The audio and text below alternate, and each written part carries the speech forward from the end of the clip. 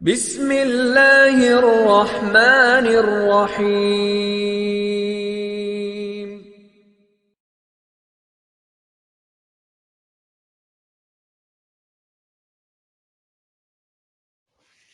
بسم اللہ الرحمن الرحیم۔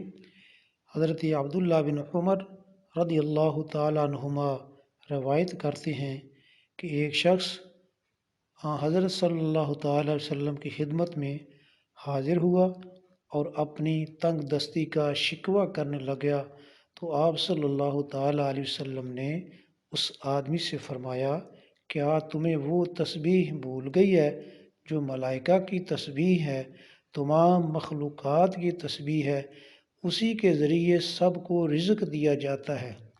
حضرت عبداللہ بن عمر رضی اللہ تعالیٰ عنہما نے عرض کیا، یا رسول اللہ صلی اللہ تعالیٰ علیہ وسلم، وہ کون سی تسبیح ہے؟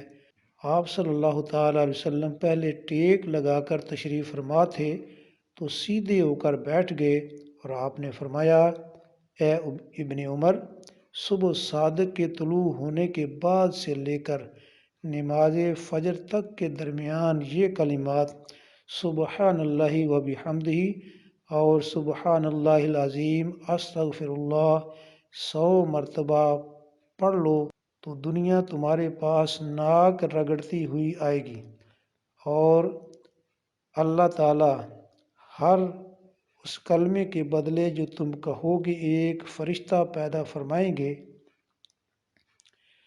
جو قیامت تک تسبیح بیان کرتا رہے گا اور اس کا ثواب تمہیں ملتا رہے گا۔ ایک اور صحابی نے عرض کی، یا رسول اللہ صلی اللہ تعالی علیہ وسلم، دنیا نے مجھ سے پیٹھ پھیر لی ہے۔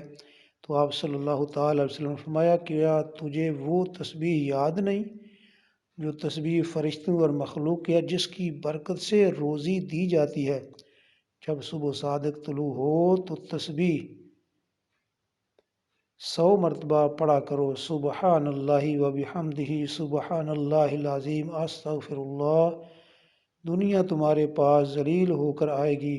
وہ شخص چلا گیا، کچھ مدت ٹھہر کر دوبارہ حاضر خدمت ہوا اور عرض کرنے لگا، یا رسول اللہ صلی اللہ تعالی وسلم، دنیا میرے پاس اس کثرت سے آئی ہے کہ میں حیران ہوں کہ کہاں اٹھاؤں اور کہاں پہ رکھوں۔ الخصائص الکبریٰ للامام سیوطی۔